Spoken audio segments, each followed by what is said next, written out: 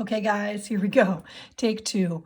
I recorded the entire video this morning, and when I went to watch it, there was nothing there. So hopefully I have better luck with this one. Okay, here we go. Today we're still solving rational equations, but this time we're not going to be able to cross multiply. There is one problem on today's assignment where it's just a fraction equals a fraction. So on that problem, definitely just cross multiply. But on the rest of these, you'll notice that every equation has three fractions. So you can't just cross multiply because you've got an extra fraction hanging out there. Okay, I will also say before we get started, there is not enough room on this sheet for you to do your work. You're going to have to do it on a separate piece of paper and then send me a picture of that, upload the picture of that. You do not need to include this piece in your answer, although I hope that you will do that as you're going just to make sure that you're getting the right answers, okay? But I just need to see the picture of the 9 problems, okay? So here we go. Last day on these kind of problems, or last day of notes on these kind of problems, I think you'll find these to be the more difficult. We're kind of ramping it up here because we do have to find an LCD. So I'm going back to if we just had plain old arithmetic back in elementary school, and we were adding two fractions together that did not have a common denominator. First of all, we have to figure out what it is, okay? So our common denominator here is obviously 6 because both of these numbers go into 6. So I'm going to change these both to 6. And then remember that you have to figure out what is it that I am multiplying by to get that. Well, for the first fraction, I'm multiplying by 2. So when I multiply 4 times 2, since I multiplied the denominator by 2, I have to multiply the numerator by 2. I'm going to get 8. And over here, I'm multiplying by 3. If I multiplied 2 by 3, I also have to multiply 5 by 3. And then I can go ahead and add these together. Okay, so we're basically doing the same thing, only we're going to have some algebra thrown in there, so it's going to be a little bit messier. Okay, so what's my LCD for this first problem? Well, I think you'd all agree it's 2x. Okay, so I want to change all of these so that they have a denominator of 2x. All right, and I want to figure out what it is that I am multiplying by in order to get that. Okay, so on this fraction, I'm just multiplying by 2. On this fraction, I'm multiplying by x. And on this fraction, I'm multiplying by 2. Okay, so I'm going to multiply my numerators by those numbers as well. So 4 times 2 is now 8. 5 times x is 5x. And negative 11 times 2 is negative 22. Okay, now the cool thing, once we get the common denominator, we can wipe them all out. We can get rid of all of these, okay? And you're like, well, why can we just do that? Well, technically what we're doing is we're gonna multiply both sides of the equation by 2x, and that's gonna cancel all of the denominators. But all you need to remember out of that is when you have the same common denominator all the way across the problem, you can just cancel it out. It's gone. And on this case, we are going to end up with a nice linear equation, like you learned in Algebra 1, okay? There's an x in this, but there's no x squared, okay? And what's the guidelines when I just have an x? I want to get x by itself. I want to isolate it. So I want to get everything else off to the other side. And then I'm going to divide by 5, and x is going to be negative 6. Okay? I can check my answer just like I've been able to on the other problems. I can take this negative 6 and plug it back up here and see that it works. I'm going to show you the check on this one. I'm not going to show you this on all of the other ones because I think you've got the hang of that, but okay. And if I plug the negative 6 into all of the x's up in that equation, in order to finish this problem, I want to change this to a negative 6 by multiplying by negative 3. Which means I'm going to do the same thing on the top. And if I add this together, 4 over negative 6 plus negative 15 over negative 6, well, that's negative 11 over negative 6, and it works. Okay, so in this case, I just got one answer. It worked, so it's pretty straightforward. Okay. This is normally where I would pause to make sure you guys are with me, but don't have that luxury. So we're going to go on to the next problem. Okay, LCD for this problem. Well, it looks like it's just going to be x minus 2. Okay, so I'm going to change all of these fractions so that we have x minus 2. And luckily, we don't have to change the first fraction or the last fraction at all. Already had the right common denominator. This middle fraction is the only one that I need to multiply by anything. So I'm going to multiply this 7 times x minus 2, just like I multiplied the denominator times x minus 2. I'm just distributing the 7. That's what I've got. And now I can wipe out my denominators. Okay? So I've got 5x equals 7x minus 14 plus 10. And again, just like in example 1, I have a linear equation, just x's, no x squareds. So I'm going to do some cleaning up first. I'm going to subtract the 7x to get the x all on one side by itself. And then I have to divide by -2, so x comes out to be 2. And you're thinking, well, that was pretty good. Okay, I like that. That wasn't too bad. But what happens when we put the x back up here in the original problem? We're going to get 10 over 0. And we can't have a 0 in the denominator. Those are the values that are excluded from being answers. So my only answer is not going to work. Okay, and that's kind of unusual. Usually it's the problems where you get 2 answers and one of them doesn't work. But here we only had 1 answer and it didn't work. So we're just going to write no solution. Okay, again, this is where I would pause and ask for questions. We'll just pause and think about that for a second.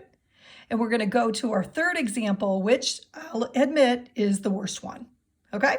And then you can see at the end, we are going to kind of summarize and write our steps out. Okay? All right.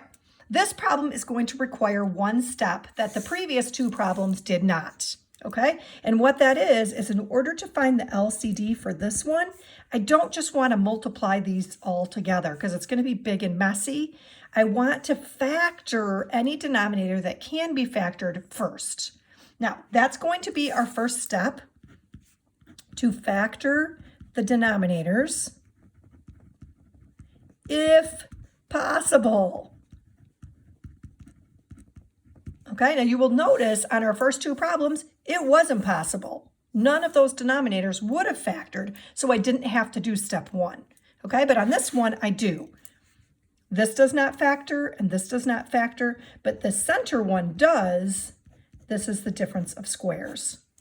Okay, so I've got x plus 1 times x minus 1, and you can see that's going to make my LCD a little bit easier than it would have been before I factored that. Okay, if you're having difficulties with factoring, I've had some complaints from students that they don't remember factoring very well. You may need to go back and review that. If you have your notes from those sections, that's great. If not, you might want to get on Khan Academy and do some practicing and watch some videos of the different types of factoring. Okay? All right, so what's my common denominator here? Well, I want you guys to remember back when we were in class, I had an analogy for least common denominators, and that was, sorry girls, I know it's a little offensive, but jealous girls, okay? Oh, she's got new shoes. I want new shoes. She's got 2 new shirts. I want 2 new shirts, okay? I know it could work for boys, but somehow it doesn't sound quite as good, okay? Anyway, what do we want that everybody else might have? If anybody has something, we want it. So this guy has an x plus 1. I want one of those. I don't need 2 because nobody has 2. This guy has 1. This guy has 1. Okay. And I also want an x minus 1. I don't need to worry about that 1. I mean, I could throw it in there, but it's not going to do anything. Okay. So here's my common denominator. And I'm going to change all of these fractions so that they have that common denominator. This is the part where you start to get writer's cramp and you think your hand is going to fall off.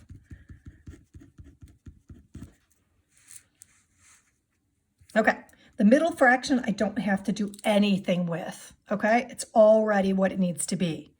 This fraction I am multiplying by x minus 1, okay?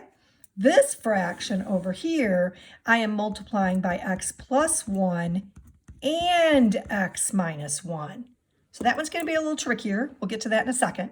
But this one, just multiplying by x minus 1, I'm just doing FOIL, okay? I'm going to come over here to a little sticky note just to do the FOIL. That doesn't really need to be on my paper. And I'm running out of space. Okay, so if we do FOIL here, 4x times x is 4x squared. My outer term is negative 4x. And my inner term is plus 1x. And I can combine those together to get a negative 3x. And then on the end, I've got minus 1. Okay, so this is what's going to go in my numerator for that fraction.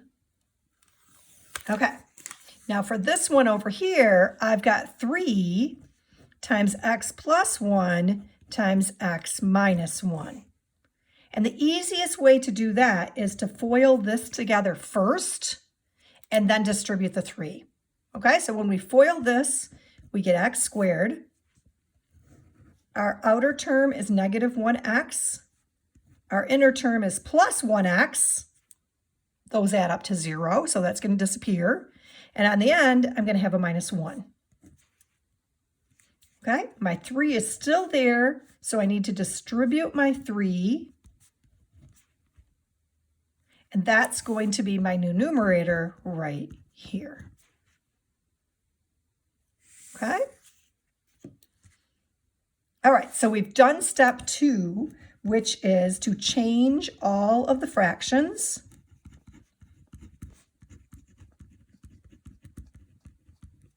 to the LCD so that they all have the same denominator. And the third step is everybody's favorite. Cross out the denominators. Okay, we're going to cross all of those out, and we're just going to be left with what was in the numerators.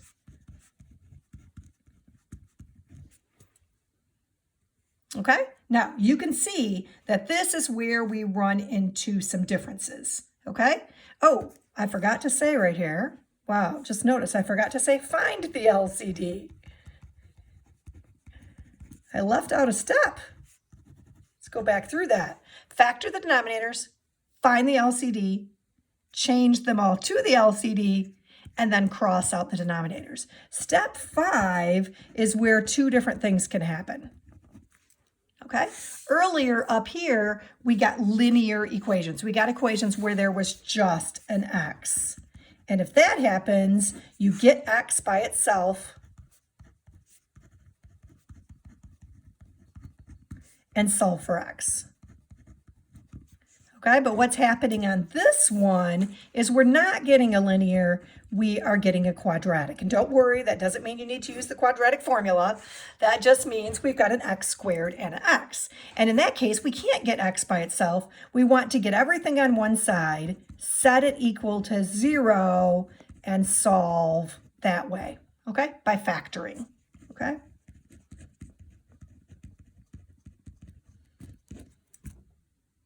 Okay, so let's go back over here and let's see what that looks like in a real problem.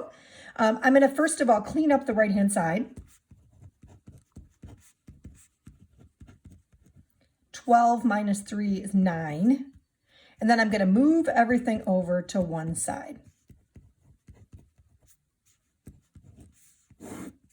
Gone, gone. I have 0. Notice I'm lining up my like terms. And this is where I'm going to factor. I'm looking for what 2 numbers multiply to be negative 10 and add to be negative 3. And then again, I set each one of these equal to 0. This is the same as we've been doing for a long time now. This is 5. This is negative 2. Okay? And then my last step would be to check my answers. Okay, I'm going to save you that torture, but I definitely want to make sure that you notice that this does not give me a 0 in the denominator, and that was what was important. Okay, so we have all of our steps here. Hopefully that will help you as you're working on the assignment. You might want to write those down. Okay, 6 steps, it's a lot. You can see why there are fewer problems today. And again, it will not all fit on this paper, so do these on a separate piece of paper and don't worry about copying this. You can do that for yourself to make sure that you're doing them right, but I just need to see the 9 problems worked out. Okay, good luck.